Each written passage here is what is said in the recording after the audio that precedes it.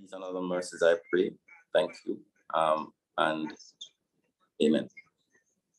I can't pray good, apparently. Thank you very much. I need to go to prayer school. Senator, thank you very much. Thank you very much.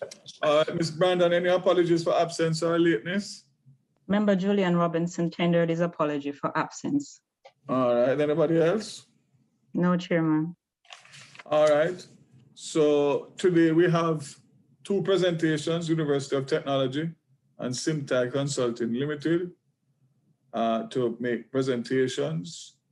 And then, of course, we will deal with the next meeting. And of course, we are going on parliamentary summer recess.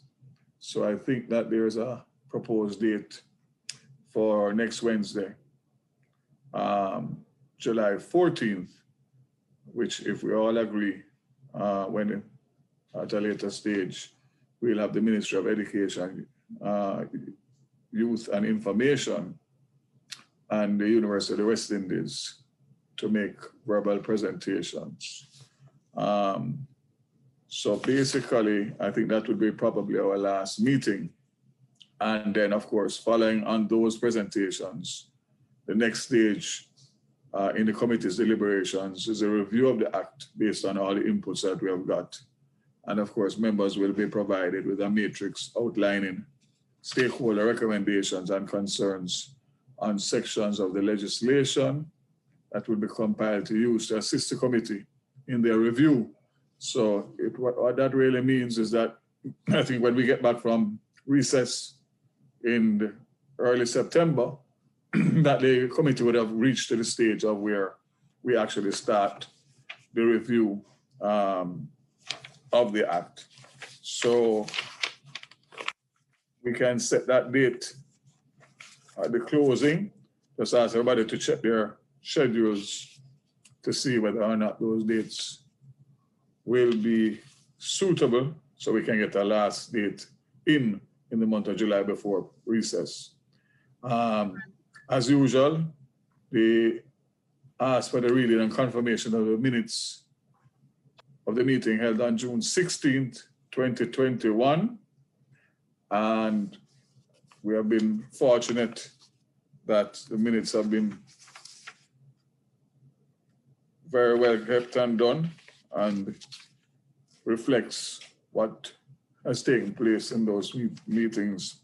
So I would have hoped that everybody would have got the opportunity to just go through and see whether or not there's any corrections.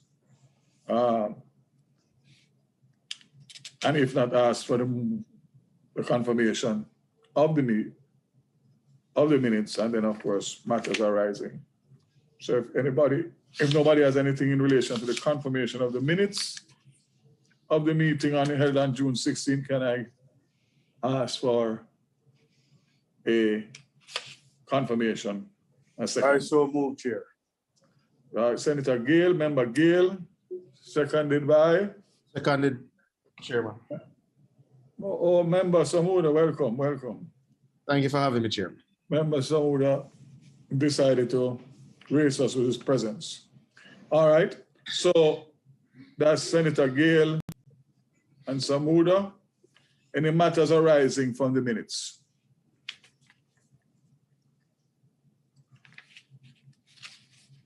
Well, once again, I must commend the parliamentary staff and for the reflection of the accurate reflection of the minutes. So far, with all the meetings, we have had little or no changes in relation to the confirmation of the minutes. So we can move straight into the matter at hand, which is presentations. The first is University of Technology, and the second will be Simtai Consulting Limited. So I would ask the University of Technology to make their presentation, introduce their team, and go ahead, and then we'll hold the questions for the completion of that. Just a quick reminder that when you are not speaking, if you can keep your microphone on mute, and when you are speaking, also to please put your camera on as PBCJ is broadcasting, and obviously would like to have the actual face and commentary at the same time. So, All right, noted, HM. so can I ask University of Technology to present member Terry Long, welcome. All right. Good day, HM. Blessings. Okay. Over to University of Technology. Is Dean, the registrar of the university.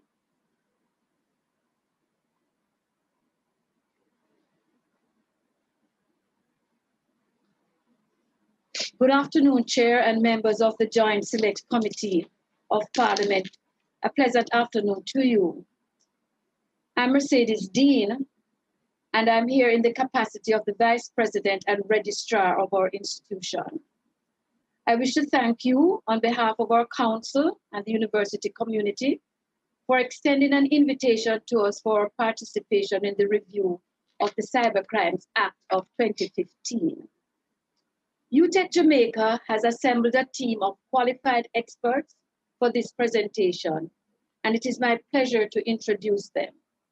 Leading the team is our acting president, Professor Colin Giles, Ms. Lisa May Gordon, Vice President and Legal Counsel, Professor Nilsa Aples, Dean of the Faculty of Engineering and Computing, Professor Sean Thorpe, Head of School of Computing and Information Technology, Mr. Hugh Brown, Senior Director, Technology and Information Management, and Ms. Marion Brown, Assistant Legal Counsel with the Governance Portfolio. I will now ask our acting president, Professor Giles, to provide an overview of our presentation. Thank you. Mr. Chairman, members of the Joint Select Committee of Parliament, good afternoon. My name is Colin Giles, acting president of the University of Technology, Jamaica. The University of Technology, Jamaica is pleased to have been invited by this committee among the respective key stakeholder groups to make recommendations in the review of this piece of legislation. We are appreciative of the opportunity to make our contribution to the process. We regard this engagement as a recognition by our legislators of the critical role that higher education institutions play, in particular, the University of Technology, Jamaica, which is our national university. In seeking to fulfill our vision, we are committed to transforming students and society through high quality teaching, research, and value-added services, in keeping with our vision to positively impact Jamaica, the wider Caribbean, and elsewhere through high-quality learning opportunities for students, research, and value-added solutions to government, industry, and communities. Cybersecurity is a major imperative of the university, having regard to our core business of teaching and learning, research, and service, much of which are facilitated through the online and the digital space. The daily vulnerabilities require mitigation of these risks and the need for legislation to provide some control and redress for breaches. Later in our presentation, we will articulate the university's proposal for what we call a legislative sandbox or safe space to be considered against the background of academic freedom and the importance of that to innovation and development. In this context, a legislative sandbox will be a controlled environment which will provide protection or an exemption under the legislation as guided by the supporting regulations that will allow for the university to be able to conduct the business of education through research and innovation. A legislative sandbox can be defined as a safe environment for the conduct of the business of education or the testing of services or products by business and prospective entrepreneurs without the risk of being sued or for unauthorized practice of the law. This and other recommendations will be further expounded on by our team. Without further ado, I will now hand over to Ms. Lisa May Gordon, Vice President and Legal Counsel and Compliance Officer, who will be supported primarily by the subject matter experts, Professor Sean Thorpe, Head of School of Computing and Information Technology, and Mr. George Brown, Vice President and Chief Information and Technology Officer. So I turn over to Ms. Gordon. Thank you, Chair.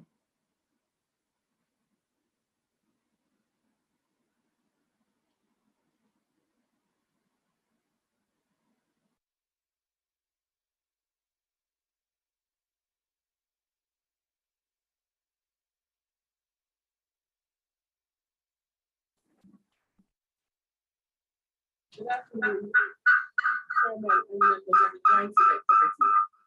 My name is Lisa May Gordon, and I'm the Vice President and Legal Counsel for the University. I will take you through certain legislation. Hearing that echo, I'm not hearing you very clearly. So can you check your mics to make sure everybody is on one mic?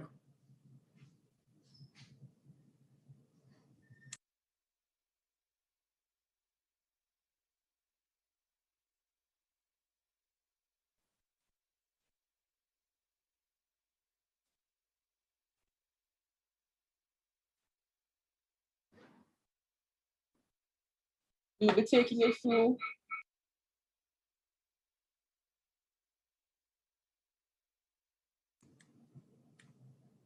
Can you do a sound test again?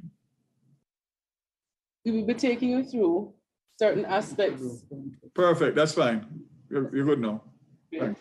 So we'll be taking you through certain aspects of the legislation, which we have certain concerns, and we'll take you through it section by section. I will be doing the first part of our presentation will be done by me. The second part of this presentation will be done by Professor Sean Thorpe. So I begin. Cybercrime, as you know, our position is that cybercrime, as you know, is a crime. And because it is a criminal activity, it must be well understood by Jamaican people what exactly is prohibited under the law. I refer you to section 2.1 of the 2015 Cybercrimes Act, which says, computer means any device or group of interconnected or related devices, one or more of which pursuant to a program performs automatic processing of data. And it gets into what is it that the processes of the data includes. Our position is that the legislation should speak to the ordinary man.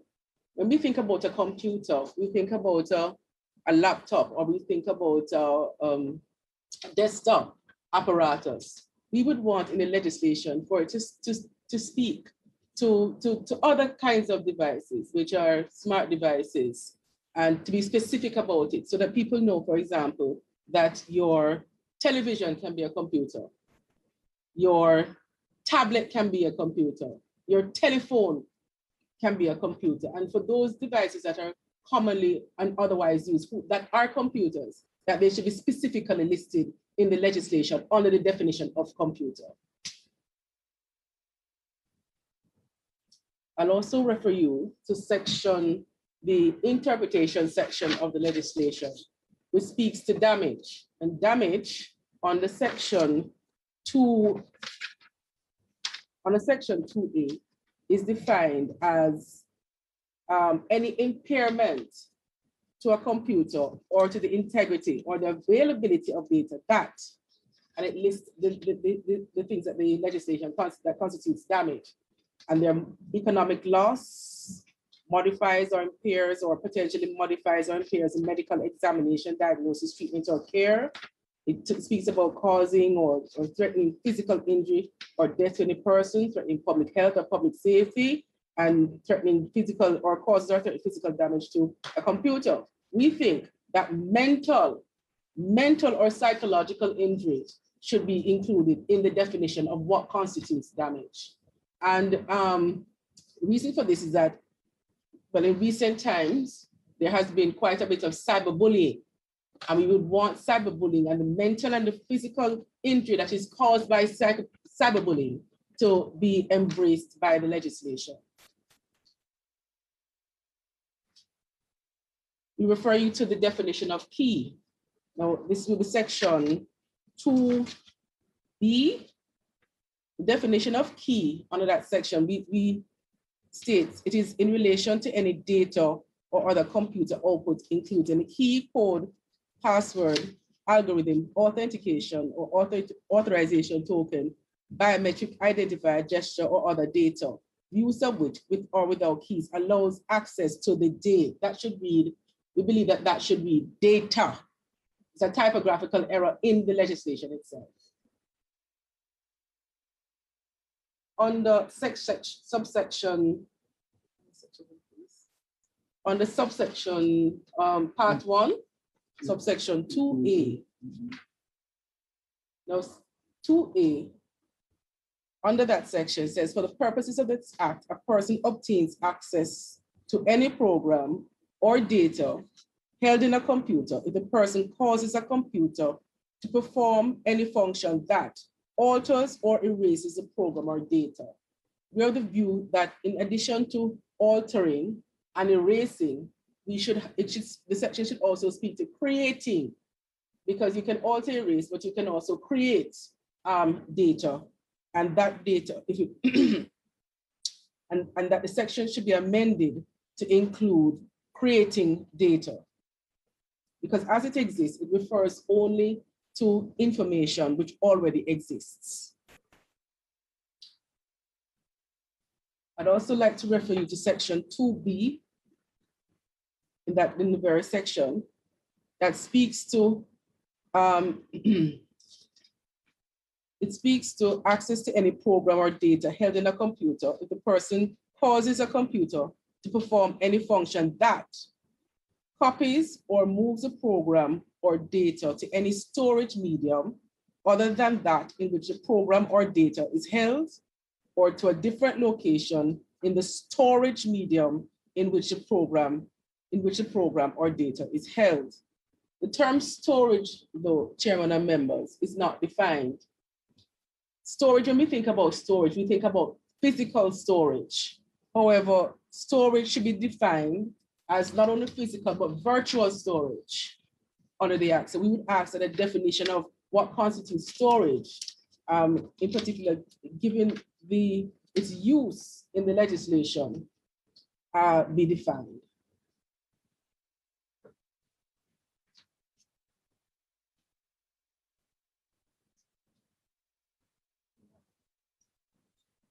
We have a proposed definition. Storage is defined as the component of your computer which allows one to store and access data on a long-term and a short-term basis. So that is the definition that we're proposing for storage.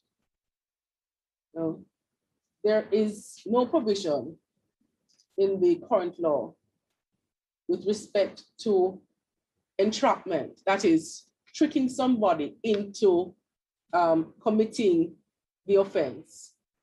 It speaks to the individuals and the various individuals committing various offenses and the penalties attached thereto. We believe that there should be some specific provision with respect to when another person causes someone to commit an offense under the Act.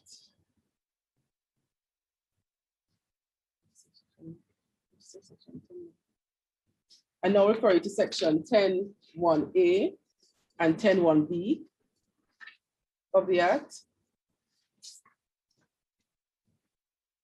And under section 10, it speaks to a person committing an offense for the purposes of committing or facilitating the commission of an offense under any of sections 3 to 9, possesses, receives, manufactures, sells, imports, distributes, discloses or otherwise makes available a computer, any key, any other data or device. We believe that the term key should include electronic or encoding of data, which is used to unlock other pieces of data. And it's also proposed that the term key should include software and digital keys, because when we think about a key, we actually think about a physical key. And very often the keys are not physical, they're electronic or encoded data which are used to unlock devices.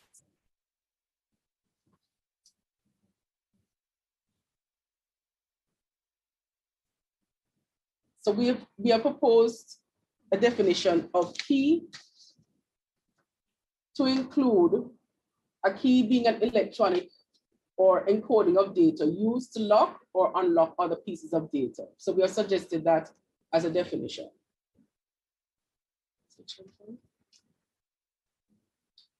I now refer you to part 3, subsection 6.1 and B, the term investigation.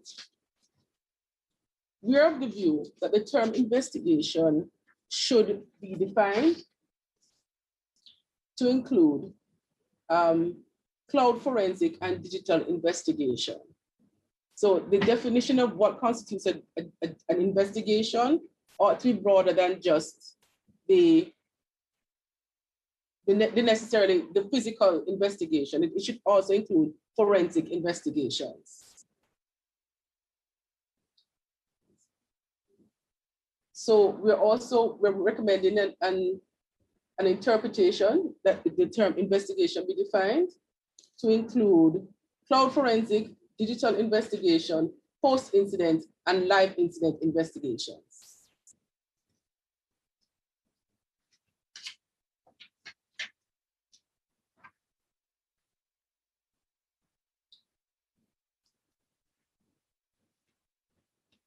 Lastly, I wish to refer you to part 3, subsection 21, which deals with production orders.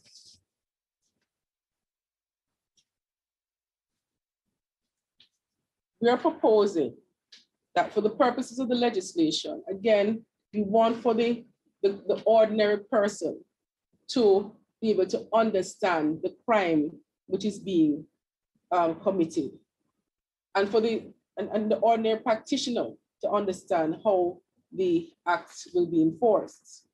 We're of the view that when it comes to production orders, that the language has to be simplified and it has to be done, whatever it is, whatever information there is, or whatever information is being obtained should not violate the privacy of persons who are being affected. So there should be some sort of protection for data which is not necessarily requested pursuant to a warrant.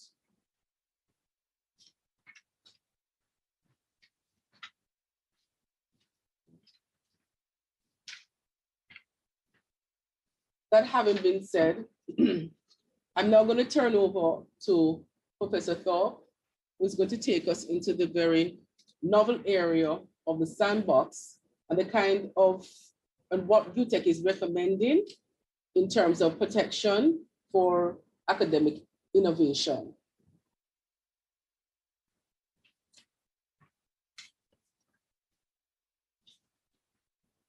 A pleasant good afternoon. I am Sean Thorpe, the head of School of Computing and Information Technology here at the University of Technology, Jamaica. It's my pleasure to share with you this evening. Following on from Lisa May's presentation, which is really well put, there's just one additional point, Lisa May, as it relates to the section on the preservation of data. This is good. I actually will speak to in the legislation sandbox setup. The legislative sandbox is a safe space. It's a safe space for which you actually can work as academia and students in the teaching and learning process and the research process, for the open sharing of information to learn and to actually be innovative in providing new products and services that may have their own options for patent and IP in this time. Now, what clearly represents a contravention in the act is that in the university where we teach the space of cyber protection, which in some circles people might describe as ethical hacking, could be seen as a contravention of the act. And I would like to just put this in context, considering the realities of our time, that as educators, we seek to nurture the nation's youth and talent generally to become citizens, responsible citizens to the society. I take great pleasure in sharing in this moment with you. The context of the sandbox is a fairly new one. It has not been around for an extremely long time, but the idea here is to share specifically that the space in which we operate within the university is no longer just a physical space. As my colleague just shared with you, we also have to contend with what is deemed virtual spaces, which are pretty elusive. Against that background, the operations of teaching and learning and research needs very clear definitions and qualifications as it relates to the act to support the operations in the sandbox. The definitions for research development has its own clear taxonomy and ontologies, and we have to also be very clear in terms of who are the actors supporting those particular activities. To even go further, the qualification of point is that we have to be very definitive as to who and who does not have permissible action and activities allowed to them to operate within the sandbox. In essence, what I'm saying is that clear levels of authorization and the associated actions based on those levels of authorization need to be very well put. The current act is difficult to interpret. At the university, we have put this even before our students in kind gesture as a class exercise. It is a non-trivial one for them. Against the background of that, the sandbox, in fact, will provide reasonable protection as it relates to how we practice innovation. Now, what should be said in any environment of higher education and school generally, experimentation and innovation assumes, and I can put in quote, we could break things. In breaking things, literally, that's actually an important way of learning and learning fast about what we should and should not do. The cybersecurity space in general, even with innovations in that regard, are actually challenged by those particular concerns. And we are very, very, very mindful that a sandbox would ensure that as educators, we would provide that level of protection. In essence, academic freedom will need to reign, and very specifically, we do believe that under such a sandbox, we would have some leverage to operate under an open license type framework for which intellectual property can be shared within the space. An alternative way of saying that is to suggest that we have a free zone market for same. So as a characteristic of this sandbox, it is important to make that distinction. The university is very capable in terms of the range of programs that we have in computing, and specifically in areas including cybersecurity, for which this act is being contemplated this afternoon, for which we provide high levels of training to the nation. I would like to point out, against that background, a further concern is that in collecting data just to inform operations and studies that might even affect the regulators and private citizens and private companies will require, as a university, for us to be able to harness that data in a productive way. We use techniques in the general literature that is known, for example, like data analytics and data mining. In its current form, the legislation, the act does not support with any explicit for this type of activity. The sandbox will give the level of protection that will measurably allow us to operate and provide the type of innovations accordingly. So where the sandbox is a safe space guided by the provisions under the Act, which is what we are really looking for, it therefore means that the university will be able to fulfill on its mandate in a very strong way to the country and to the region and to the world as it relates to innovation and digital innovation in this regard. What we see very specifically in making these summaries of points is that the access to data and the access very specifically to academics being able to use this data for teaching and learning and research, it allows us to provide a unique set of recommendations that I think the country will benefit from. And I will just list a few in this summary of what is in these tables. It will allow us in a very clear and succinct way to build awareness programs, cybersecurity awareness programs, not only at the level of the university, but for the national public, considering that we are the national university. It will allow us, as a part of our continued engage to build high-class, world-class research, to engage in reasonable memorandums of understanding, not only with universities for which we share and engage with data, but also with local private and public sector partnerships. I think this is a clear, welcome space for which the sandbox will have participation and eligibility criteria that will allow for full engagement of the public and for the entire public and the university to do it so safely.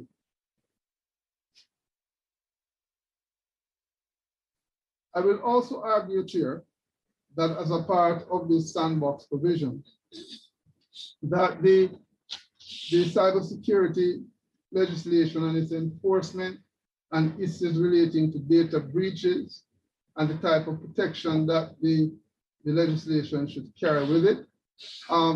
The sandbox in terms of teaching and learning, in terms of building the type of awareness programs, will allow for a nation that will understand the space that we are in and for life to come. We are seeing here very specifically the need to exchange data across regions, and we need to exchange data across regions. Partnerships through our Faculty of Law and our computing and engineering spaces will allow us to build the type of programs and the type of offerings that will support in a reasonable way, a regional cybersecurity academy, cybersecurity lab facilities, strong cybersecurity vulnerability governance programs. And I would dare say as well, we would love, under the constraints of the sandbox, that the Office of the Information Commissioner, which is being posited to come on stream eventually, to be housed at the University of Technology as a part of that safe space. There are so many things that we have actually looked at here that I would contend that in making my final remarks, I do see that the University of Technology has a very significant role that it can play specific to the simplification as well as the kind review and revision that will update the Act and to make this a readable and easy flowing document for our general public.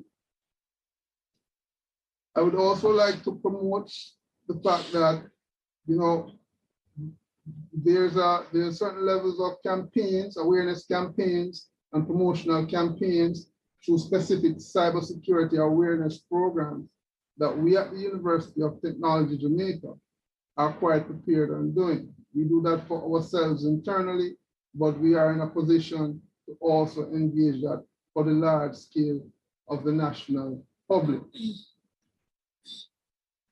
At this point, I do think we have accounted for in a very clear and concise manner the items that reflect the position of the university for which the construct of the sandbox will provide merit.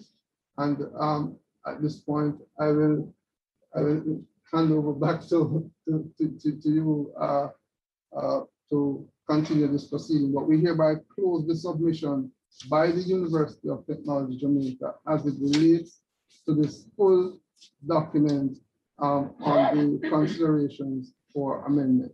Thank you. Thank you very much to the University of Technology for that presentation. I'll now open the floor to the members, and I'm not sure if the MSET team or any other of the agencies want to have any comment in relation to some of what they have heard in relation to proposals. But the members can just raise your hand and proceed. Mr. Chairman, I am just checking in that we can follow up with the presentation from UTech at a later date, because I'm not clear on the concept of the sandboxing. So I want to listen again, and then from there, probably ask questions at a later time.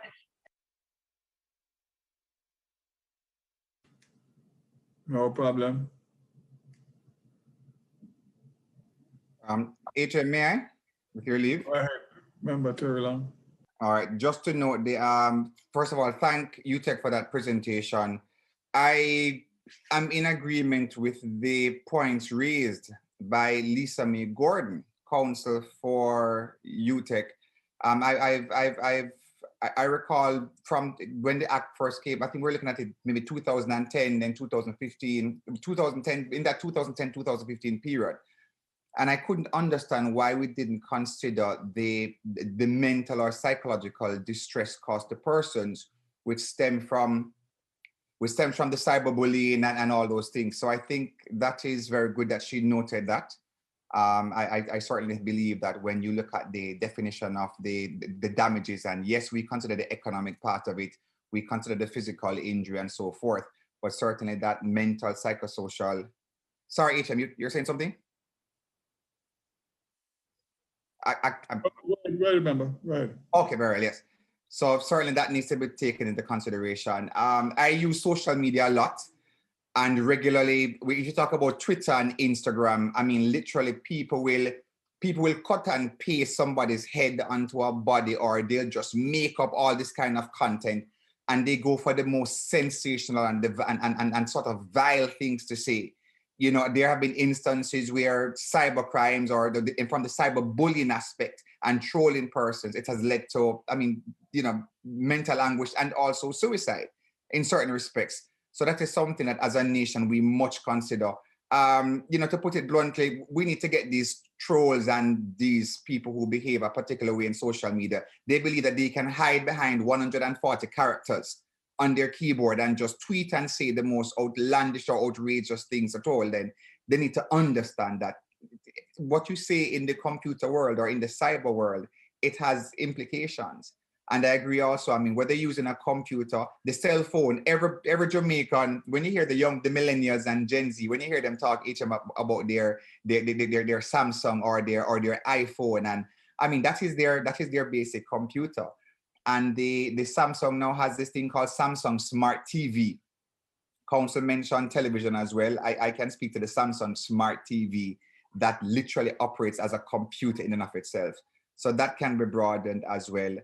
I don't know I don't know if anyone has presented in any presentation that I might have missed, if they looked at the formation of maybe a sort of information, something like that sort of information technology unit where we, or a tribunal where they can look at maybe some classes of offenses before they actually go to the criminal level, similar to what we are looking at with the sort of tribunal that we're looking at, really sexual offenses legislation as well. So we'll have a tribunal of experts who can look at some of the named offenses that come, you know, that arise, and say, okay, well, how best maybe they can look at them before they actually reach criminal prosecution. That wouldn't apply to the cyberbullying and others, but to maybe some elements of hacking and things like that. So those are my contributions. So thanks to UTech for that.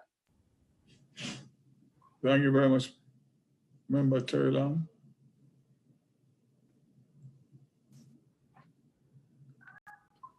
Any other members? Chairman, if I may. Sure. I would want to ask the UTech team to first, the area around connecting another person's open Wi-Fi. No, they didn't go so deep in it, but I'd like a little further understanding, especially around you're seeking to treat it as committing an offense, but how would you propose to us in terms of what would be the possible sanctions in treating that as an offense? Since, you know, relatively the use of open Wi-Fi today is like freedom in some aspects. So I'd like a little more clarity on that. I also am interested in the presentation around the sandbox. I think it requires a little further deliberation on it against the background in terms of the role that UTech would play or is expected to play around development and research in this particular area of technology. And I can only somehow relate the suggestion to clause 5 of the Act in speaking around unauthorized modification of computer program or data, because research in this era can expose individuals to possible sanctions in that particular area. I agree with the point about the cyberbullying, because, you know, growing up, you look at a bully in the physical space of being this big, ugly person, yeah, who threatens and attack you and you can see them. But today, some of the biggest bullies are hiding behind a computer screen, hiding behind social media, and would have demonstrated some of the most egregious acts on individuals.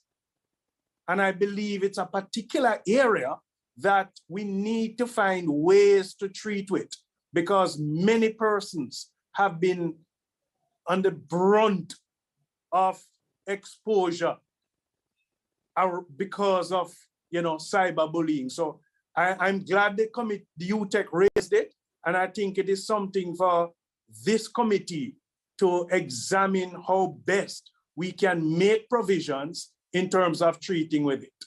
So, Chair, those would have been my comments and the clarification I would have sought in terms of, you know, the use of open Wi-Fi.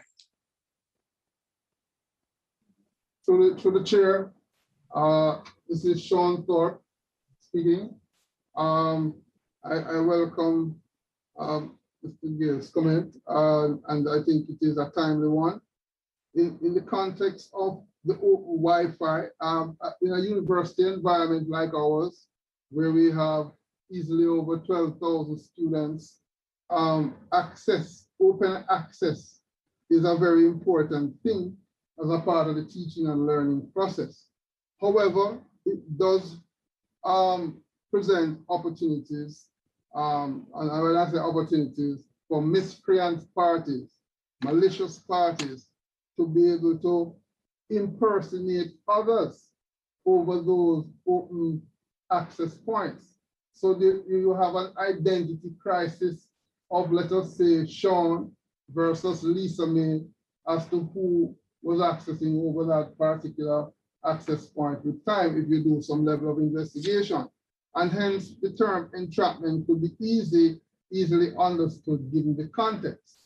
My colleagues who are here could speak more to the law relating to the entrapment, but from a technology perspective, the concern would be that persons could impersonate others over those particular open connection points, right? And for which, it becomes very challenging for law enforcement in the current state of things to be able to treat it. So that's one matter. And I think we could deliberate this a little bit more because it really has a lot more to it. Mark, how people exchange data these days should be paying attention to this. And I think it's a cyber security awareness campaign that is required. As it relates to the legislative sandbox, we here at the university do recognize that it's a fairly new concept in this space generally for what we define as safe spaces, but we take very careful note that the BOJ, Bank of Jamaica, had set up very recently, I think it's recently as 2020, its own financial sandbox. We also looked at IDB study, where in 2017, there are several use cases relating to the design of the sandbox within the similar construct of which was presented just now to you in this regard. To step back, I would say, Mr. Gale and members of the committee, what it would mean is that UTech, the University of Technology Jamaica, is in a prime position as a part of its own sandbox to do the type of research and use case studies and impact assessment studies that will allow for us to not only support ourselves as the university, but to also support other extended entities out there, especially in this time where cybersecurity, malicious activities are prevalent. These days we refer to them as hostile. So in this regard, I think UTech is primarily positioned as the concern you just raised as to how the university could position itself to be more active in this regard. I would put it to you that, as we have also captured in this documentation, to carry out the type of use case assessments that will allow for greater private-public partnerships in terms of also housing and supporting sandboxes here, not only local to the university, but to the stakeholders, the customers that we also serve external to the university. So I think that is a prime point, and we are in a position to really look at that in a serious way. There are several use cases from technology use cases, applications in different sectors of the economy, for example, light and power, and gas, for which cybersecurity protection, for argument's sake, in those type of entities would benefit well from a sandbox. And actually, we are in that unique position as the largest technology-driven academic institution in the English-speaking Caribbean that have those competencies that can help to promote it under the sandbox. And that safe space would give the country on a whole the opportunity to really explore digital innovation without having to look over our heads, while at the same time ensuring that the entire public is served in a meaningful way going forward.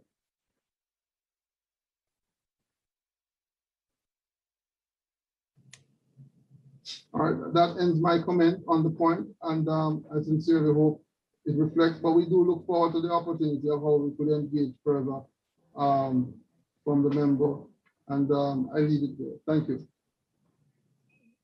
Thank you very much for the response to the previous comment. And Senator Gale, I'm fully with the comments made by UTech. And I will go as far as to offer my name as to do the case study. As you have seen already at what they mentioned in terms of impersonation I was the subject of that just last week or week before last. So there's a wide range of incidents with me that you can use freely. I will sign the indemnity for you immediately. Well, they seem to be coming at you. There's more than one in recent weeks. So maybe you can, as I said, I can be used as a case study. Even if I'm not alive in my past, hopefully in years to come. But yes, no, I get the point very clear what was made a while ago, and it's valid, and it's something has to be in there with teeth. Is there anybody else, any other members that would want to make any comments on the UTech presentation? All right, so let me thank you, University of Technology, and the presenters. Chairman, sorry, just a couple matters quickly. I was trying to intervene, but I was muted. No problem, go right ahead, sir. Yeah. Well, first, let me commend the University of Technology for the presentation. I will add my support along with the other members in relation to their suggestion that mental and psychological injury be added to the concept of damage. I think my colleagues have gone into that in detail, but I wanted to put on record, Chair, my support for that. I think it is something that we really should consider in the review of this act. I do wonder, you made a interesting point about adding the crime of entrapment to the act. I wonder if they wanted to build that out a little bit more. You know, I do have a concept, but I wonder what they had in mind in relation to a provision, what a provision around entrapment would look like in the Cybercrime Act. And additionally, I do have a question regarding, I had made a note of it here. It has to do with the recommendation for digital hashing techniques to be added to section 17. Maybe they could explain that just a little bit more to me. And the provision for the investigation to include cloud forensic and cloud digital investigation. Probably if they could just give me a little bit more in relation to those two suggestions, or maybe it's three. So the entrapment and the cloud investigation and digital hashing. I do believe, and I'll say it since I won't come back in, I do believe UTech has made Chair some much more general points in relation to the role of the University of Technology. And I definitely believe that yourself as Minister and the Ministry of Science and the Ministry of Education can look into in terms of how we can expand UTech's role in our technology build out. I do hope that also means that UTech is looking to expand its reach into rural Jamaica, areas like St. Elizabeth, that I may be familiar with, and how they can use their already significant base, technology base, to expand, to bring training to these areas. I do hope it is something that the UTech is considering and will embark upon. So thank you, Chair. And thank you very much, Minister Green. When we speak about the business of entrapment, if you look throughout the legislation, what you will see is that it speaks about the person who does particular things. Now, for those particular sections, for example, section 3 that says a person who knowingly obtains for himself or another. Those sections would have to be particularly amended to read something like, and since you asked a suggestion, a person who knowingly obtains or causes to be obtained, so that it would address the issue of entrapment. So it would have to be specific and it would have to be section by section. Professor Thorpe will address the other concerns you raised. Okay. Thank you, Minister. All right, thank you. So following on from my colleague, let me start with digital hashing. So digital hashing is really a computing preservation method. It's a method for actually storing the data for a lifetime. In other words, particularly from the perspective of carrying out forensic investigations and the need to have a cyber police officer conduct that investigation. Under the law, what should obtain is that there is a clear means of actually storing that data.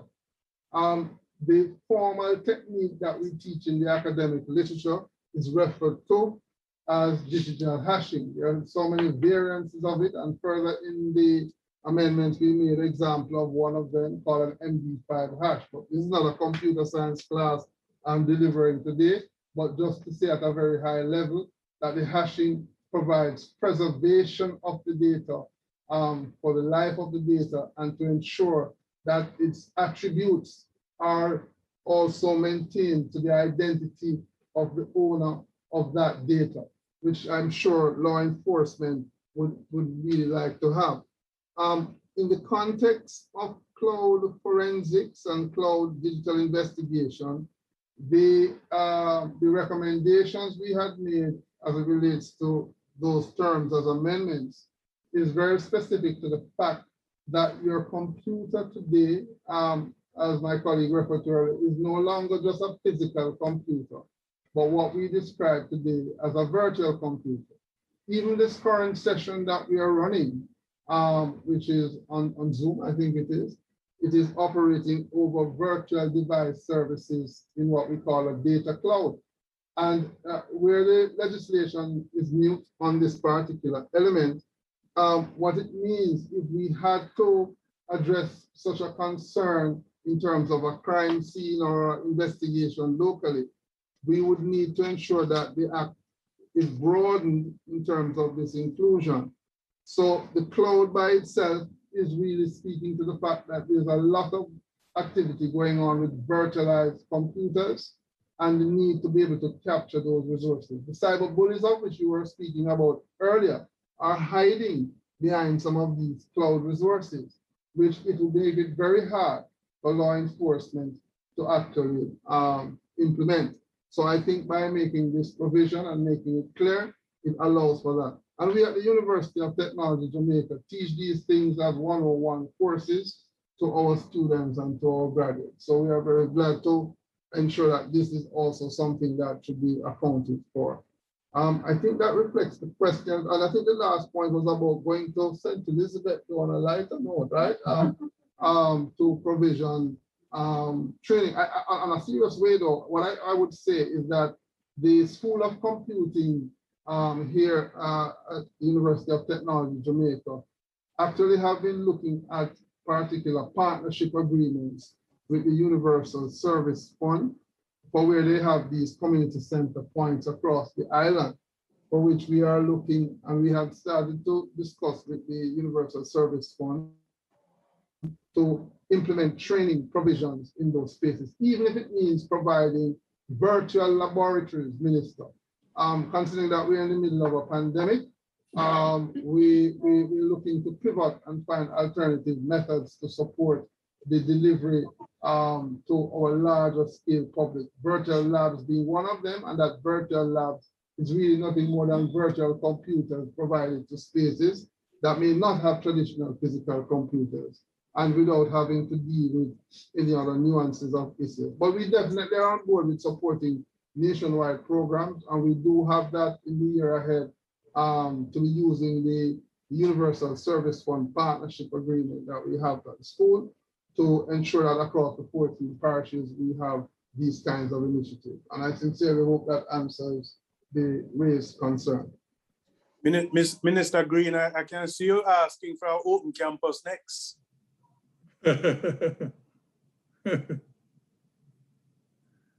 That's why you represent me, Senator Gale.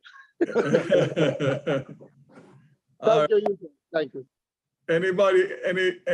Anybody else wants to contribute? Minister Vaz. Good afternoon. Hi, good afternoon. Minister Green basically indicated his support regarding the mental health concerns and the recognition of that type of potential damage. And of course, I clearly would endorse that. Thank you. Thank you, Senator.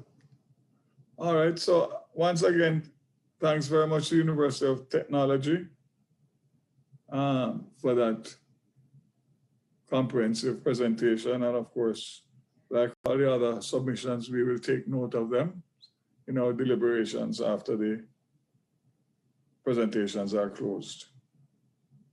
All right, so we have Simtai Consulting Limited. We invite you to present and introduce yourselves.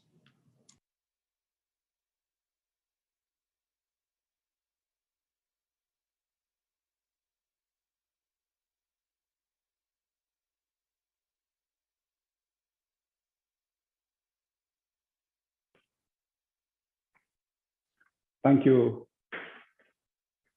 Mr. Chairman, Honorable Minister Vice, members of the Joint Select Committee, colleagues, friends. Thank you very much for the opportunity for us, a private entity, to offer our comments on the Cybercrimes Act and in general, cybersecurity across Jamaica. I'm Andrew Nooks, I'm with Simtai Consulting, and I'm the Director for Efficiency and Growth. As I've asked Alicia Perez, Director of Transformation, Audit and Compliance with Simtai, to join in supporting me on this call, and would chime in where necessary, and will also be available for questions and answers. Colleagues, for most of the other presenters, they may be in the government sector, they may be in academia, and all that. So they're pretty well known. Simtai Consulting is a company that was founded in 1998. So we're in 23 years in operation, and our focus is primarily on cybersecurity and IT advisory and consulting, where we do IT transformation and governance. We have more recently embarked on the data privacy and data protection, offering consulting and training services in that area, and assist companies to mature. We have, right now our staff complement is about 46 persons, with majority of our staff dedicated to cybersecurity, which is why this particular topic is of interest to us. So those are some of our certifications that we had to go through to call ourselves somewhat of subject matter experts in the area of cybersecurity. In this presentation, I'd love to walk you through some of our general comments. The approach, introduction I just did, approach, some key terms that maybe banged about, and I heard a couple of terms that came up for discussion in UTEC's very pointed presentation. We will make some general observation and some specific observation, and that will be complemented by a case study and a scenario. I hope the team here will allow us that opportunity. We'll identify a few gaps that we have seen in legislation coming from some events that has happened in our recent past, and then we'll present our position for Jamaica, and basically providing advice in terms of how we see cyber crimes or cybersecurity working for Jamaica. We read through the act in terms of our approach, and I must admit that we are not legal practitioners. So in terms of going through the act line by line and making interpretations, we did the best we could, and we did take some advice from our colleagues who maybe have a legal mind. We looked at some related legislation, the Data Protection Act, the NERA bill, and we looked at legislation and similar laws in other countries. Singapore, for one, they have a Cyber Security Act that encompasses cybercrimes, and the same goes for Tanzania. And we looked at our laws in relation to some of those laws and to see where we could have some improvements to ours, bearing in mind that, you know, there may be some things that has been already put forward in the cybersecurity strategy of 2015, and I was informed that that is now being reviewed and revised. So some of those points may be covered under cybersecurity strategy. We examine local and some global events and pull on some examples from there. Now, when we talk about cybercrime and cybersecurity, in most cases, persons look at hackers and other threat actors. And these can range from black hat to red hat. And the most familiar three that we talk about all the time is black hat, white hat, and gray hat. Frankly, I don't like the terms, but it's what's in the market. A black hat is seen as a malicious hacker. And the hacker comes from the term of usually an enthusiast who will take a piece of technology or any other equipment, break it down, trying to see what it's made of and try to build it better, more efficiently, and would contribute their comments on that. But with more and more entities going into the electronic world and into cyberspace, this was, and especially financial institution, you know, there was obviously gains to be made from breaking systems for gain. And this was one of the primary goals of malicious hackers. Then you have white hat hackers, which, you know, whenever we tell some persons that we are in the ethical hacking business, they're like, because hacking has such a negative connotation, when you say ethical and hacking, persons wonder, what are you talking about? Can you be committing a crime because hacking is seen as a crime and at the same time be ethical? But ethical hackers are those who are contracted by organizations who have authorization to test the security posture of their resources that may be public facing or internal facing. Then you have gray hat hackers who see themselves as somewhat of a social defender. They will look at what is out there and they, not necessarily without authorization, but not necessarily malicious, they will do research on what is put in the public space and will make comments on that. And some of those comments they will report to the organization or the stakeholders of those resources. And in some cases, if they think that there is no action being taken in a reasonable time frame to protect the public, then they will make a public statement or a public posting of their findings. And then you have, you know, those the vengeful hacker. You know, we spoke about. I've heard discussions about revenge porn and things like that. And then you have the vigilante hacker.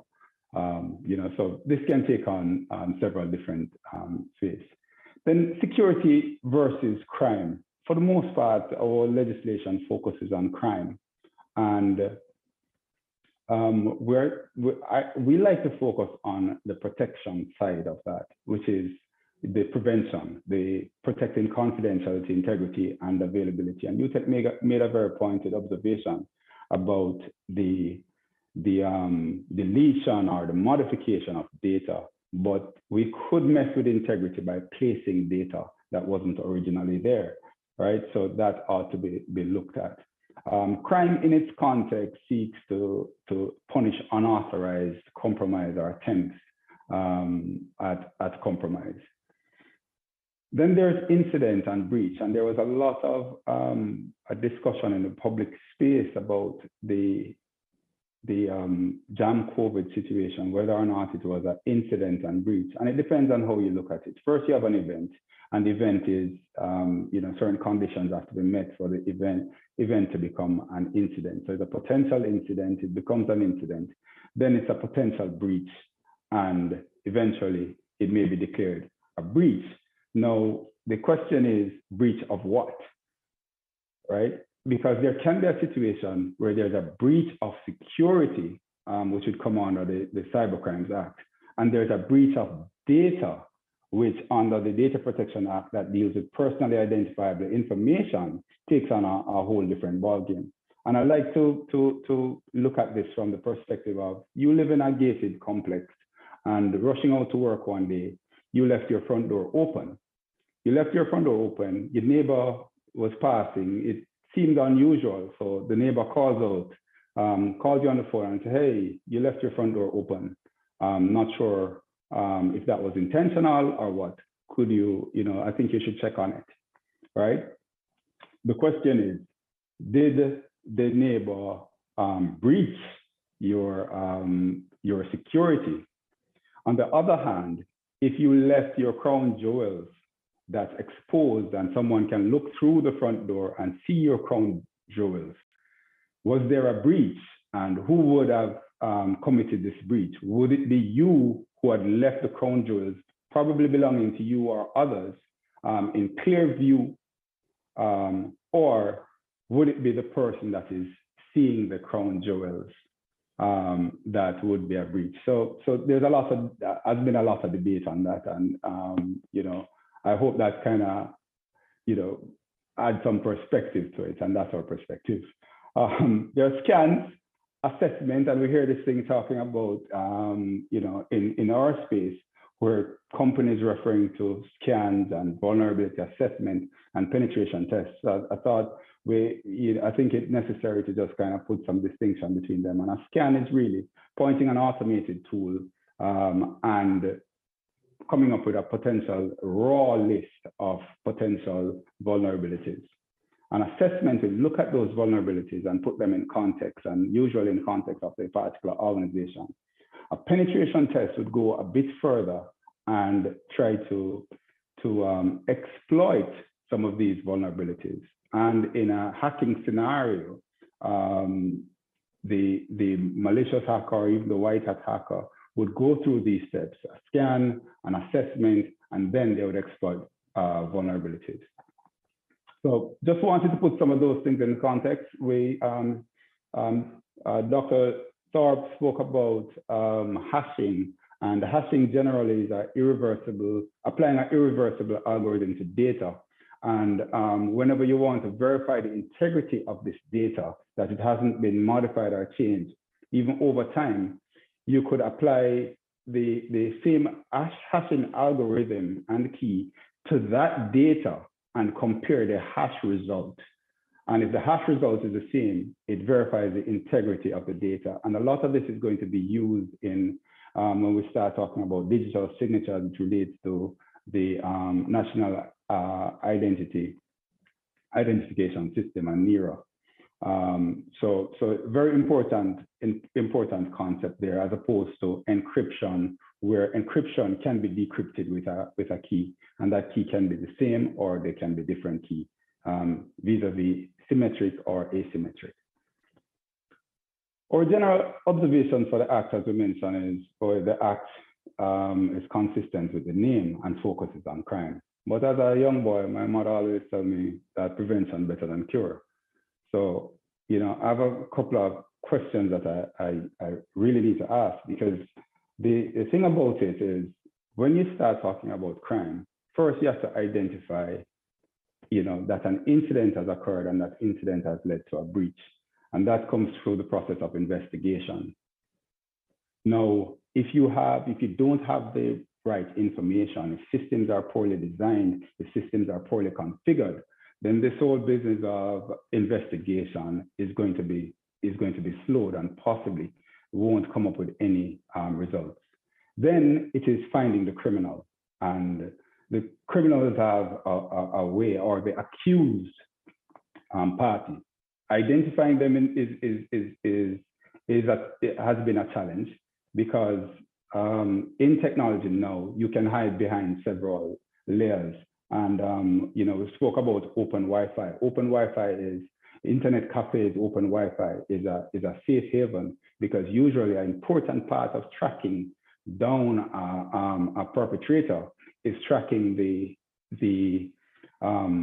address by which they are known on the internet, which is referred to as the internet protocol address, or IP address.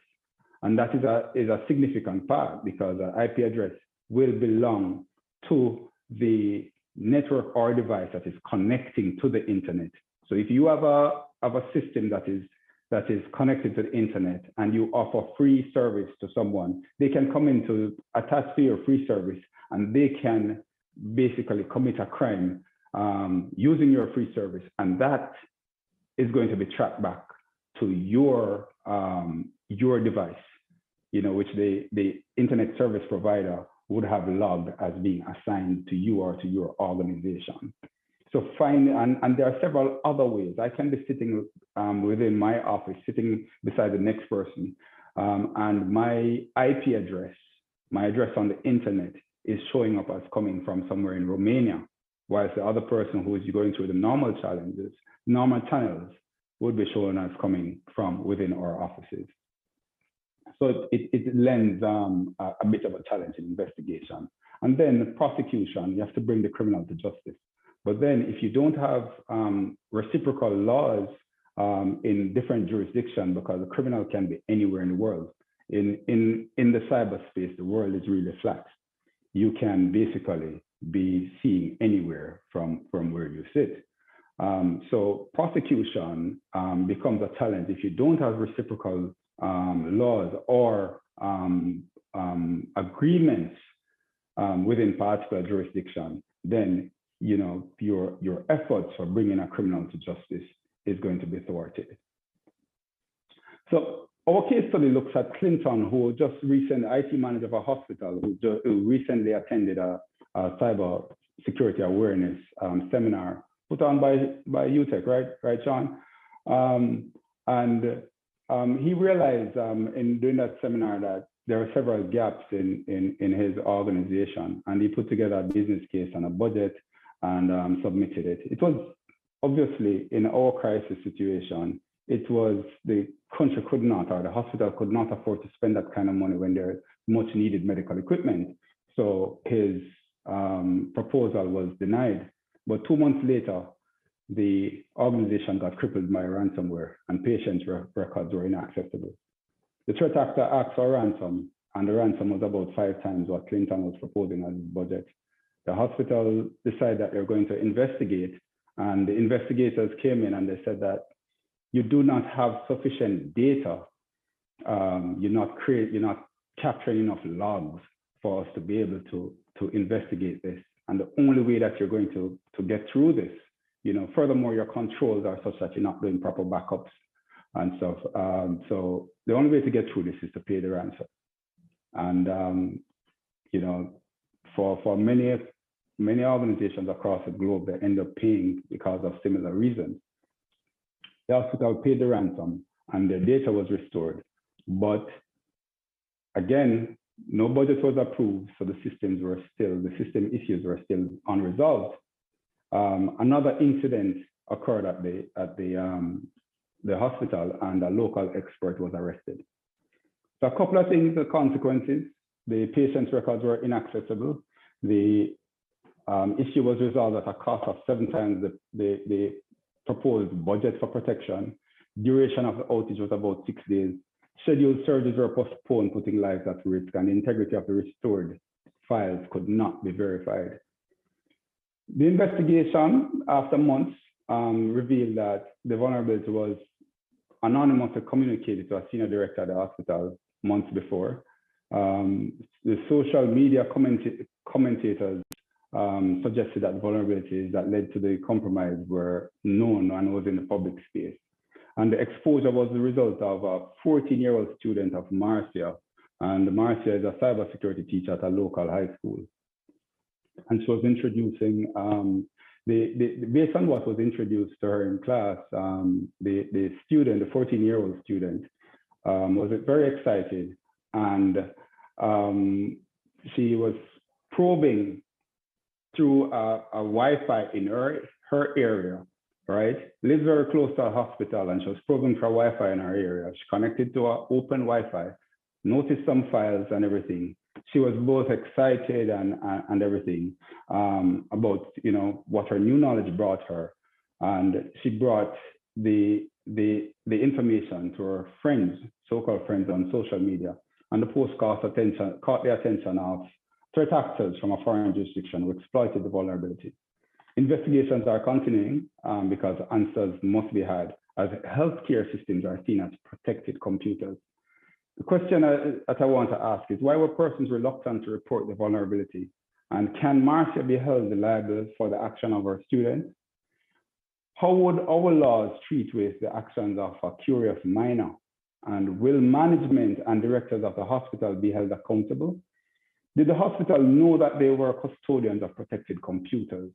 And what does that even mean? Should the hospital systems be assessed? If so, by whom and against what standards? And if the threat actors are located, can they be prosecuted?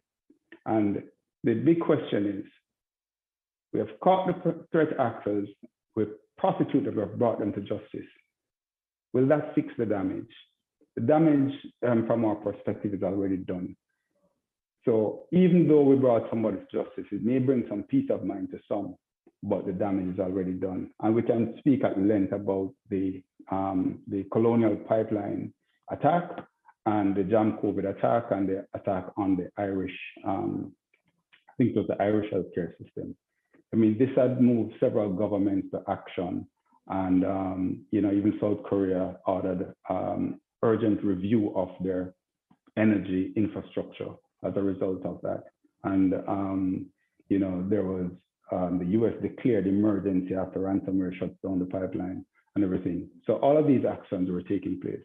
We have an opportunity to respond and to put in legislation that will deal with these things before they hit a critical sector within our organization. So far we have been talking a lot about the usual things that may affect a person and everything. And based on Kayla's harm taxonomy, the subjective harm,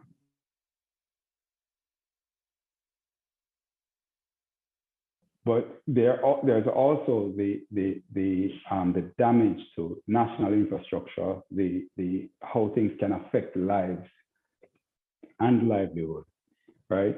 So that said, we looked at some specific clauses in respect of the scenario, right?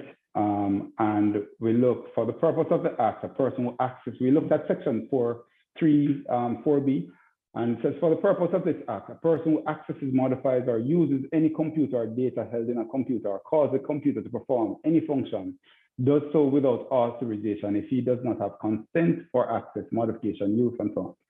So the question I'm asking is, does the act punish persons who, by virtue of doing their assigned or contractual duties or using the system in its intended format, causes an issue due to poor system construct? And the subsection of the act should be revised while taking into consideration circumstances where users are unaware of the weaknesses within the environment. And we have a scenario. I remember in the case study, Carla was arrested. Carla is a cybersecurity expert, and she was contracted to do a security assessment, which she successfully completed.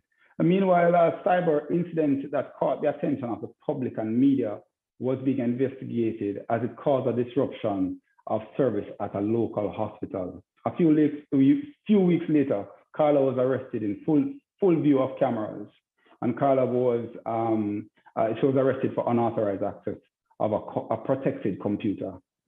It was later discovered that there was a connection between her clients and the hospital's network system, and that was never disclosed nor documented in any of the diagrams that Carla examined during her scoping exercise, right? So Carla inadvertently accessed a system that caused challenges on a protected computer. Carla, because of the whole public, attention, Carla lost most of her client base because she operates in an industry where trust and integrity is everything. And the time that it will take her to rebuild that trust and so is going to be detrimental, would have been detrimental to Carla. I look further at section 10.1c, and it says a person commits an offense who, for the purpose of committing or facilitating the commission of offense under any of sections 3 to 9, possess, receives, manufactures, sells, imports, distributes, discloses, or otherwise make available. Now, this section is kind of near and dear to us as consultants, because in the performance of our duties or in our training or in our awareness, we'll bring to the fore certain tools that can be used for protecting a network system. Those same tools can be used to cause damage in a network system, depending on the hands that it's in and the intent of the person. So the question is, does the term primary purpose refer to the designed or adapted device, or the intent of the person providing such designed or adapted device? And if it is the person, how can the intent of the person be determined?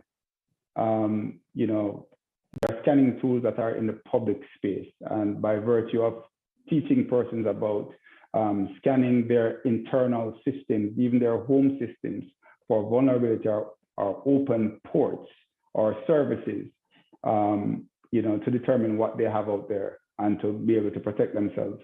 By doing that, you could be putting that information in the hands of criminals, but that information is already in the public domain. The University of YouTube, as some persons will refer to it, they're all there. So we'd say, consider removing the ambiguity relating to primarily for the purpose of. And this leads us to scenario 2, where Marcia, the teacher, or us, even the cybersecurity consultant and awareness training provider who have partnered with the JCERT for many years to bring awareness to cybersecurity across the globe, partnering with UTech and their students' body to teach and to bring awareness to the profession of cybersecurity. We could be held liable under this act for providing solutions. And in this case, Marcia, during one of our many exciting classes, Marcia introduced the concept of computer hacking to her students. She demonstrated the use of a known security tool that in the wrong hands could be used to compromise computer networks. The tools are also used by computer administrators to advance their administrative functions. It was later revealed that one of Marcia's students was arrested after she utilized the tools and techniques that was taught to her to perform an unauthorized scan of the hospital's network. So during the investigation of the attack on the hospital, Marcia was taken in for questioning about her intention and her student's action. This was a traumatic experience for this teacher who had no malicious intent. And I go on further to comment that if you put the machete in the hands of a farmer, it is an important and necessary tool down in St. Elizabeth, Minister Green. But that same machete in the hands of someone who has murderous intention becomes a murder weapon or potential murder weapon.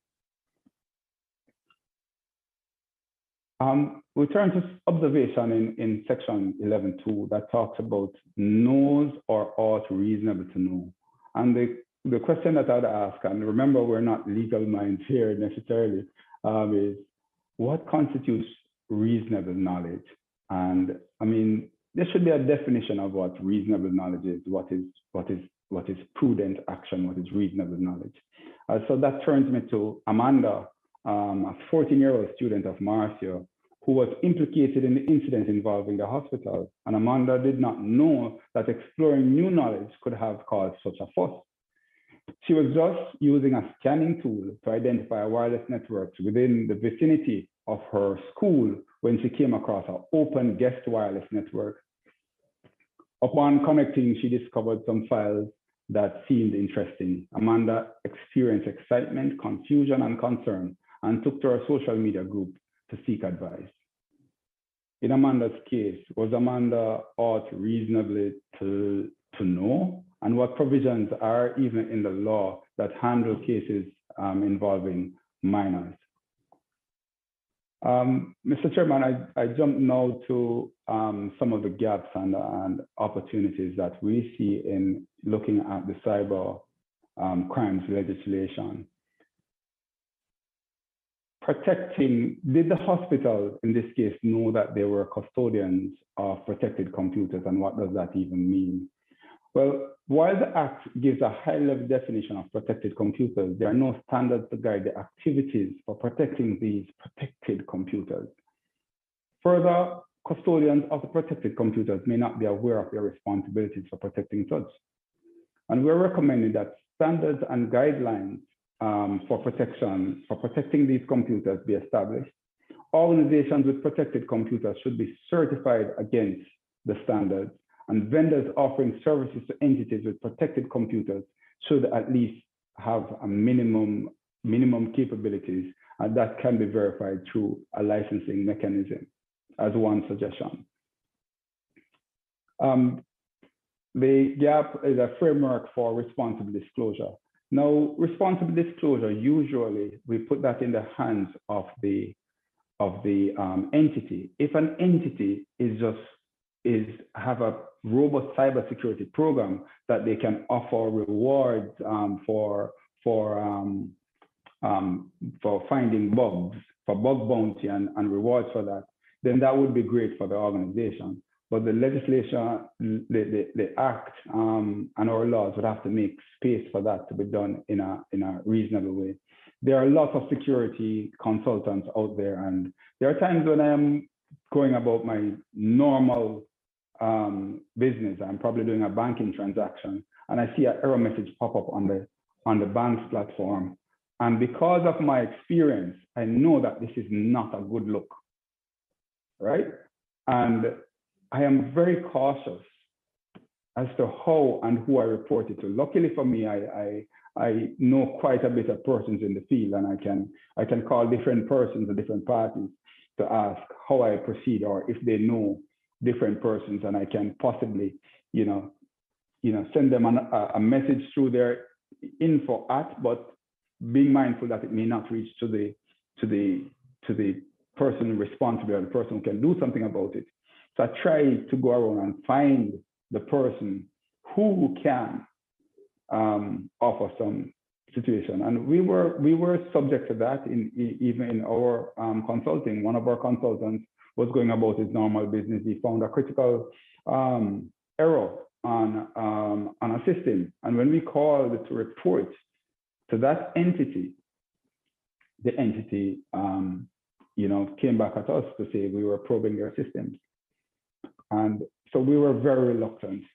If there is some kind of framework or mechanism to report, and it doesn't necessarily have to be the entity itself, whether it could be because of an established relationship with JCERT to say, hey, JCERT may set up this kind of a reporting framework where persons can go and post to JCERT, and JCERT now has the responsibility, or could take on that responsibility of being mediator to say, this is what's happening. But some kind of framework for responsible disclosure ought to be developed. And this could be facilitated if there are clear standards for protecting computers.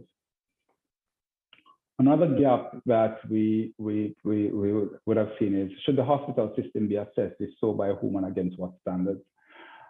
There should be standards and guidelines to ensure that assessors and service providers of cyber services for protected systems are duly qualified, and regulations are in place to verify such claims.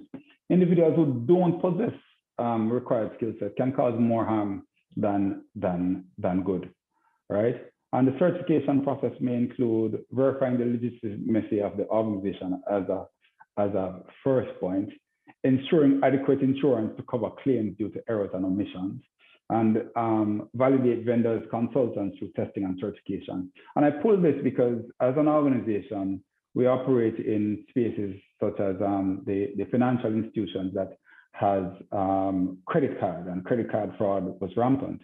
And there is the payment card industry data security standards. Just to get certified on that, our organization had to go to a rigorous process. And then our consultants had to go to a rigorous process before we can represent any of the card brands to go into an organization to say, yes, they are compliant with the various standards. Mr. Chairman and members of the committee, I bring you to our final consideration. we think that to punish for an act when no reasonable or prudent steps have been taken to prevent or minimize the impact of the action, whilst necessary, does not correct the damage. And because of this, we are proposing that we look at a cybersecurity act, which looks to protect, assess, respond, and report. We have to define our protected computers, our critical infrastructure. We have to consider our vulnerable groups. We have to take prudent action to prevent cyber events, cyber breaches, and cyber incidents. Hold stakeholders accountable. We have to ensure that assessments are conducted and are conducted by qualified persons. We have to ensure that there is some facility when we detect issues for critical systems, as JCERT may do on their day-to-day when they see threats that are targeted to particular systems, they would assist in that process. We have to be able to analyze, contain, and eradicate and recover from these threats. There has to be some framework for investigation, which is the Cybercrimes Act now does that, and post-incident review. We also have to report and make stakeholders aware, and we have to set up a framework for persons to share information. And I hear the comments about Senator Gale, I think it was in one of the discussions with the Jamaica Bankers Association, was talking about the reluctance to report on cyber crimes or potential crimes and activities. There is reluctance on that part for various reasons, reputational risk and everything. But sometimes in the course of an investigation, after you report and there's an investigation, depending on how that investigation is carried out, to seize and to hold on to systems that may have been involved for the purpose of the investigation can also cripple a business, right? So for that reason, some institutions are reluctant. But what if we had a framework that without necessarily, if they are not interested in doing an investigation, but we provide a framework for them to report the particular risks that they face, the particular mitigating strategies or the harm that it could cause, that information could go a far way in helping us as a country and other institutions protect their infrastructure and to protect their digital assets. We would encourage us to look at a Cyber Security Act, and like the Data Protection Act, and I don't know if these could be morphed, and I've heard reference being made to the Information Commissioner's Office. If the Data Protection Act has an Information Commissioner's Office that's responsible for the whole business of making sure that personally identifiable information is protected. That affects individuals, and that can have a great impact on us as a society. But for crime that can cripple our country, cripple our import-export market by crippling our wharves, by crippling our manufacturing sector, by crippling our energy sector, I think it would be important for us to look at setting up an authority that doesn't necessarily affect the mom and pop shop type scenario, but affect the custodians of critical infrastructure, right? And I don't know how the legislations work, but this need not be different from this could be something that also sits in an Information Commissioner's Office, and that has jurisdiction over some cybersecurity standards and controls. Licensing and certification, critical entities of protected computers or critical infrastructure ought to be certified against some standards. And there are international standards out there, ISO 27001. We already are familiar with the ISO 9000 and stuff. There is the ISO 27701, which is the data protection, which is the information system security management systems in relation to data protection. Regulations and standards, I mentioned that in the slide before. And what's also important is collaboration, international cooperation, to know that if we do find a criminal somewhere in some other jurisdiction, we have far-reaching tentacles that can bring them to justice. But likewise, if we have a situation where our nationals are involved in international cyber crimes, then there has the partnership would cover that. Also, the skill set for cybersecurity and for investigating cyber crimes and all that it is a very rare and in-demand skill set globally. And because the world is flat, our consultants now are sitting at home and they're working for international entities. And we may not have the resources to contract those consultants. But what we can do is, if we have a robust public-private partnership in this area that tends to certify private practitioners and to and in my discussion with Colonel Sterling, I likened it to having the JDF having a reserve. In the case of emergency, the reserve is called to duty. We may need to look at a particular partnership where there is a reserve of cyber resources that can be called on to assist in whether it be investigating, tracking, preventing, or even to comment generally on different cyber events. And I know some of this, and thanks Godfrey Sterling for our discussion yesterday, because I know some of this is in train. A lot of it was in the cybersecurity strategy of 2015. Some parts of that strategy has been implemented vis-a-vis JCERT, vis-a-vis the Data Protection Act, and this setting up of the task force and all of that. But I'm saying that we need to act, and we need to act fast. And cyber, just looking at crimes, I'll leave you with this: if someone by virtue of an error or misjudgment kills someone else, and they are sorry for it, and you bring them to justice, it doesn't bring back the life. Prosecuting for the crime does not necessarily fix the damage. Thank you very much, Mr. Chairman. I hand over back to you.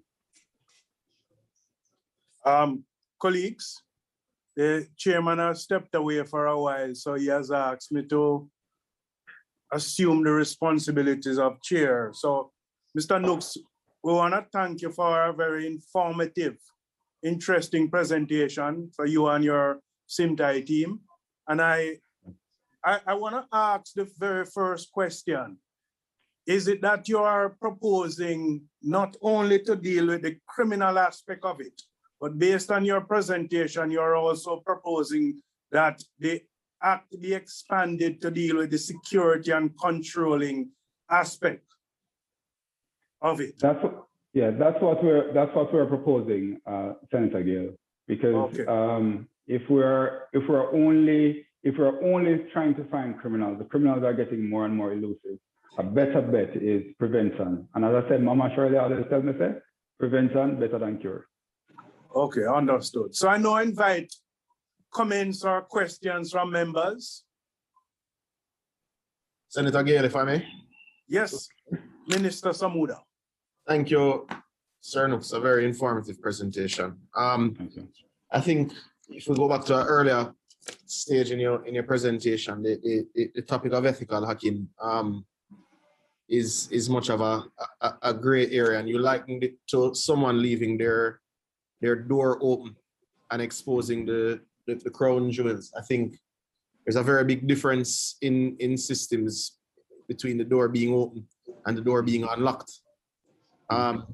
and that in and of itself is a different line and perceived differently in most jurisdictions from a legal standpoint. However, when the discussion comes up, usually with it's usually referred to as a door open as opposed to the door unlocked. And it's one thing to say the crown jewels are exposed, it's another thing for somebody to say your door was open and I see that you had some seasoned beef in the fridge. At minimum, that is trespassing, if not breaking and entering, right? So I think that's where there seems to be a legislative gap, not just in the Jamaican model, but in the global acceptance in terms of where it is acceptable and where persons cross that very thin line, where it is well intentioned, and where it is not so well intentioned. But even with the well intentioned, they often say that the road to hell is paved with good intentions, right? So the question is, where do we believe in with our national vulnerabilities, with our capacity issues that we have, where do you feel the appropriate space is for that line, that thin line, right? Because you mentioned those consultants that are now working from home, connected to many international institutions. But if we're going to elicit that fulsome support, but in a structured way to provide additional security, but not to seek to create damage, and also to set those appropriate boundaries so that persons know where they stand with particular actions. Where is that proverbial thin line in your mind? Yeah. All right. So it's two things, right? So I mentioned the persons who are working with international organizations, but I mentioned that from the perspective of having a reserve. And I liken it to the Army Reserve, right? This is not persons who are out there who are being gray hat and hacking into systems and telling persons about vulnerabilities that they have. These are persons that, in the event that the country needs those resources, they can call on those resources. Sure. So an entity like the University of Technology, for one, that has a very robust program. Entities like TTEC, SIMTI, who has resources and invested quite a bit in resources, could also be a part of that partnership. That thin line that you mentioned, though, in terms of crossing over, this is where the framework for responsible disclosure would come in, and that wouldn't be necessarily all on government and legislation. It also has to be on the institutions.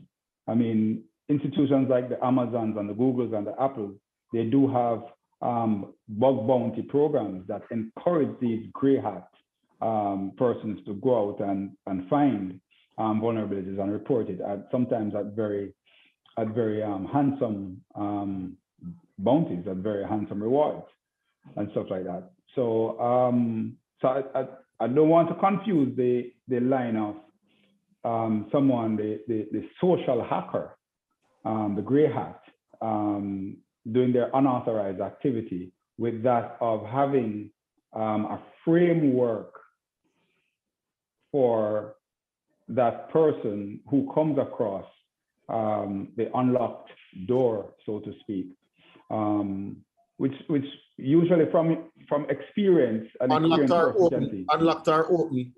open door, right? No, I use the unlocked because I wanted to come back to your point, Minister. Sorry, go ahead.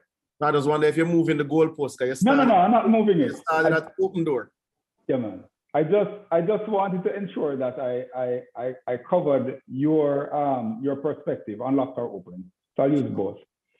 So that's my perspective, setting up the framework for that responsible reporting, and that's something that government could also lead on from their systems perspective. Again, to do that, you have to have some level of confidence that you have already put in the controls that would protect your crown jewels, and you're just saying, is there something that I might have missed? And you create some boundaries under which persons could test that. Understood.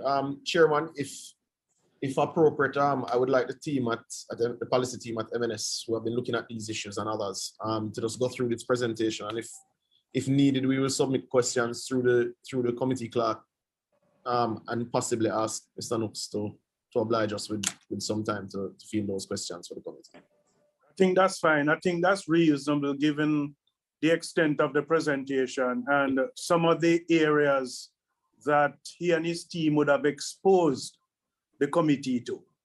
So I think that's fine. Thank you, Chairman. Thank you, Mr. Nooks. Thank you, Minister. Any other question, comments, colleagues? All right, Mr. Chairman, if I may. Yes, Minister Terrell. All right. So I in my presentation earlier post UTEC, I had mentioned as it relates to hackers, some sort of IT tribunal to kind of go through some of these cases. And this is exactly what I had in mind. So, I mean, first of all, Mr. Nooks, I thought was a very, very good presentation. Could there therefore be provision within the legislation to satisfy the issues raised by Mr. Nooks and also to satisfy the issues raised by Minister Samuda? So we would have an information technology type tribunal that would hear these arguments. And is it a situation that the door was left carelessly open, or the door was left open for whatever reason, and I saw the crown jewels on the table and I just raised my hand and said, hey, hello, the door is open, there are crown jewels on the table, versus Minister Samuda's real concern of, yes, the door was open, but that did not give you a right to come inside the house and now go into the fridge to see the beef. Oh, the door was not Minister Terrell. The door was unlocked. It was open when the person entered. There you go. The door was unlocked. Which means there's a difference between the door being open, ajar, or unlocked. Which Mr. Nooks skillfully after enjoined. The door being unlocked, the door being open. Yes, and I completely get the issues because the door could be locked, but not keyed lock, but it's locked. So you had no business going there to test the handle in the first place to see if you could push it open. But so Minister and Mr. Nooks, what I'm thinking of is so an information technology tribunal of sorts with a team of experts, and Mr. Nooks sounds like he could very be one of those experts, with a team of, let's say, 10 experts, and similar to what we've done with the sexual harassment bill, where we have a team of experts, including lawyers on certain different points with a minimum 10 years experience. So this is an expert panel of IT personnel, and they can look at some of these individual scenarios. So is it that there was willful intent? Was there some malice? Having gone, what did you do to the information? Did you try to, I don't know, modify, change, use it, steal it, something, store it somewhere else where you can later access it? So since there's a gray area, before these class of individuals before they're taken to court then, or before criminal prosecution, then this sort of tribunal could then examine the merits for or against, and then make the determination, yes, there's criminal liability in this case, or no, it was a student doing an assignment who stumbled across this door, but there was no we can use malware, since we're talking about, to adopt an IT phrase. There was no malice, or there was no malware, so to speak, involved. And then make a determination if it warrants for further criminal prosecution, or if it's dealt with in another way to appease all parties involved.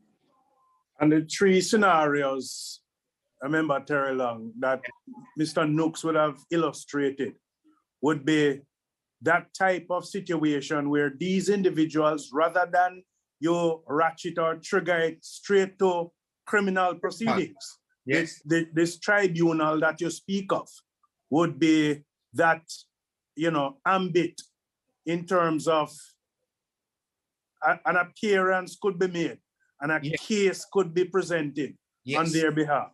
Yes. And I'm examining the merits in all the circumstances. So this would be that treating with the hackers and the threat hackers, as opposed to separate and apart now from, you have as I mentioned earlier, the cases of clear cyberbullying and defamation in the cyberspace and you know, malicious and all those all other type of cybercrimes. Well, I'm sure when we're dealing with the matrix, this will be I'm sure when we're dealing with the matrix, this particular approach will be one that will, you know, trigger some level of discussion, because one has to make a clear distinction in terms of what are these particular cases that would go before the tribunal and what would be the catalyst, and in terms of the difference between going to court or dealing with criminal proceedings. Yes. So I'm sure we're going to be discussing this during those deliberations. All right. Sounds good, Mr. Chairman. Thank you. And again, thank you, Mr. Knox, for your presentation. Any other comments? Thanks questions? For your comments, Minister. Appreciate it. Chairman? Yes, Member Longworth. Thank you. Thank you. Thank you, Mr. Knox. A very thorough, very detailed presentation. And I was really very relieved because you actually brought some of my concerns to the fore with respect to the vulnerability of the healthcare sector. And you went into quite a bit of detail with some of the concerns that I had raised at previous meetings, particularly around malware and ransomware, cloud threats, misleading websites, phishing attacks, etc., encryption, blind spots, and so forth. And one of my suggestions, it was quite a lot of information to take in that you provided, and especially around the healthcare vulnerability, the effect that of what I would suggest and what I would wonder is if there is a great leaning now towards expansion of telemedicine, telehealth, telemonitoring. And I don't know if you are in any way liaising with the Ministry of Health and the arm of the ministry that is undertaking this, because we see where this type of cybercrime, the healthcare industry, is in the top 3 that is usually targeted. And with a lot of patient information being sold on the darknet to basically lead to further insurance fraud. So especially as we seek to expand our health outreach services in terms of telemedicine, I am hoping that the information that you provided here is made available to especially the University of the West Indies and the Ministry of Health, that I know in particularly are seeking to expand their telemedicine services. The other point that you raised, and you said prevention is the best cure. I think we can actually take it a bit further in terms of preparation being the best prevention, right? And especially in healthcare, this is critical, because just as you mentioned with respect to the young, I think it was scenario 3 that you mentioned with Amanda, and the potential for juveniles especially to probably be implicated, and what do we do in those circumstances? I'm a little bit lost there. And I guess this is probably one of those situations, as Member Terry Long just mentioned, in terms of the role of a possible tribunal to bring in on such cases. But it is, I'm still not sure what would obtain in that circumstance. And again, where you have that level of public access, we have to ensure that the measures are in place to prepare rather than necessarily to prevent. Lastly, no, I think that is primarily about it. But I am going to definitely take I'm going to go in thorough detail with your presentation, because I think that we are a little bit unaware of the great vulnerability of our health sector to cybercrime. So I thank you very much for your presentation. Thank you for your comments, Senator. Appreciate it. So Mr. Knox, it appears that based on the extent of your presentation, we have to retain you for further interrogation. I don't like the term. I don't like the term interrogation, Senator Gale, but I would gladly contribute in whichever way I can to national development. Right. Through the chair. Yes. Yes, Senator Gale, I endorse Mr. Nook's presentation as well, and his reference earlier to UTEC in terms of the type of partnerships and so on. The initiatives that have been tabled here by him and Simtai, I think we are more than ready to be on board in terms of continuing the partnership to look at how some of these concerns can be built out, not only as use cases, but to support frameworks for doing them. I too was particularly happy with the presentation and a useful learning point. Well, I don't know if it was by coincidence or by design that both of you presented this afternoon, but we can clearly see some sort of a synergy and partnership going forward, which is a good thing, not only for the, not only for the legislation, but the development of technology going forward for us as a country. Yeah. And it's a good thing when we can forge these types of synergies. I should also tell you, Chair, that Mr. Nooks and an entire team from the public-private sector, we are in this working group together where we share data ongoing on matters of the state and the type of research initiatives we can engage in. So I would say coincidence in this context yet, but we are clearly joined by the hip, for want of a better word, on the issues that we must be working on together to resolve the national problems as it relates to cybersecurity. We are living in hostile times and the networks are extremely hostile. So the healthcare data sets that you just referred to in the study, I tell you, it's going to be something that we have to address urgently. But just to say again for the record that UTEC is on board in supporting the initiatives tabled by the presentation today.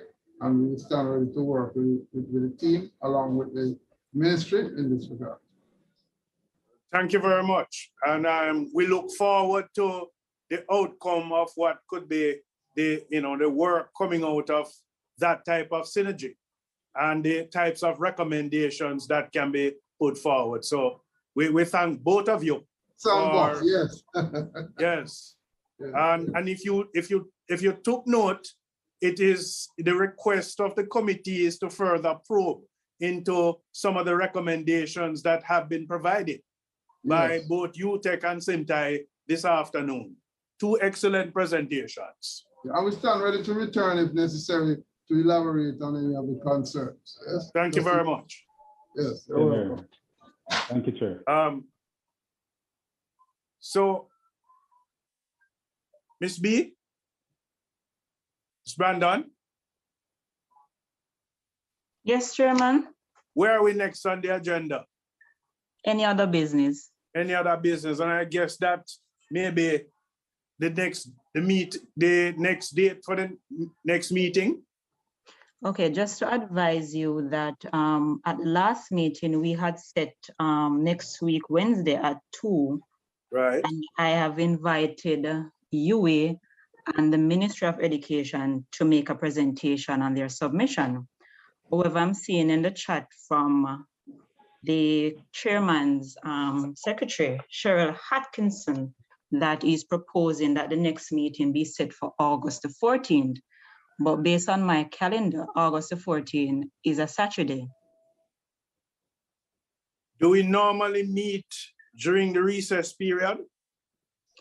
The committee can meet during the summer recess, but Senator Gale, our members are, persons have different engagement during the summer recess.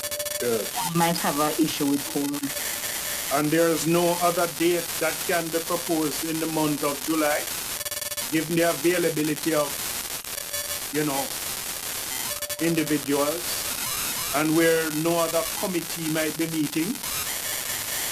So it is not the committee's intention to meet next week, Wednesday? Oh, you're speaking about the date beyond next week, Wednesday? No, what happened? The chairman is saying that the next meeting be proposed for August the 14th. But based on my calendar, that is a Saturday. Yes. But we all already set from last week the date of the next meeting for next week, Wednesday at 2. All right. So maybe we The chairman can. had said earlier in the meeting, Mr. Chairman, that Mr. Vice had said next week when we just started this meeting. Chair, if I might, Joaquin Murray here from the Ministry of Science. Right. I've clarified with the Minister's office. The meeting is to be scheduled for next week, Okay. the 14th. The 14th. Okay. Yes. All right. So thanks. Sure. So we are on for next week at 2 p.m. Noted. All right. Sir, Yes, Mr. through you, Nooks? Chair. If it suits the committee, may we be excused from the rest of the proceeding? Oh, yes. And thank you very much again, Mr. Nooks, and your team. Thank you. All right, bye-bye. Thanks. Really Thanks, appreciate everyone. it. Thank you. Thanks for your time. All right. So if there's no further business, can we have a motion for adjournment? So moved. Thank you, Dr. Lamour. Seconded. Thank you. So thank you very much, colleagues, and stay safe until we meet again. Blessings to everyone.